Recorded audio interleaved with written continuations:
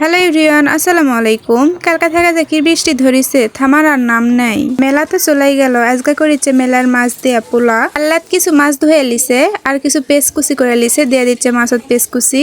এই জায়গাত লিছে সুগান পত্তা, কাঁচা পত্তা কাটা, আদা রসুন বাটা, তেজপাতা, সাদা ফল, কালো ফল আর দারচিনি দিয়ে দিচ্ছি।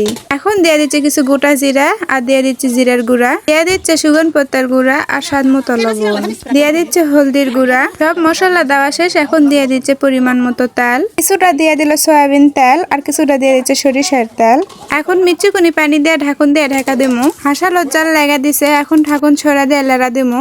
মাছ কিন্তু মিচুনি পরপরই লেড়া দেওয়া লাগবে, কারণ যদি না লেড়া দেওয়া হয় তাহলে মাছ ধরা যাবে। আমি দেখেছি বেশিরভাগ মানুষই এক পাকেই মাছের পোলা করে। এক পাকে মাছের পোলা করলে একরকম স্বাদ লাগে, মেখা করলে পালা আবার অন্যরকম স্বাদ লাগে। দিকে চাউল ভালো করে ধুয়ে লিয়ে পরিমাণ মতো পানি দিয়ে হাসলে তুলে দিচ্ছে, তার কারণ আলাদা করে সাদা ভাত রান্না লওয়া লাগবে। পোস্ত রান্ধেন বা মাছ রান্ধেন বা পোলা করেন, সব রান্নারই কিন্তু কষ্ট আছে। দেখতে দেখা যায় কত সোজা। আমি এই জায়গাত মাছ কষানোর জন্য দিয়ে দিন মিচুকুনি পানি, লাড়কি দিয়ে লেড়া দিয়ে ঢাকুন দিয়ে ঢাকা থিয়া দিমু। এই দেখেন মাছ প্রায় কষানো শেষ হয়ে গেছে। এখন ভালো করে লেড়া মিচুকুনি পানি দিয়ে দেবো।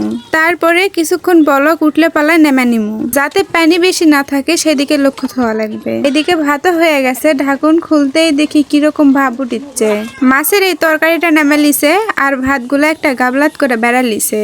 এখন লিয়া লিছে একটা লাড়কি, তাত করে মাছের তরকারি গুলো লিয়ে এখন ভাতত দিয়ে দিচ্ছে। তরকারি দেওয়া লাগবে, আবার লাড়কি দিয়ে ভাতগুলো লাড়া লাগবে। জায়গা তো অনেকে হাতও ব্যবহার করে, কিন্তু হাত ব্যবহার করলে একটু অন্যরকম লাগে, সেই জন্য লাড়কি দিয়েই লেড়া লিচ্ছে।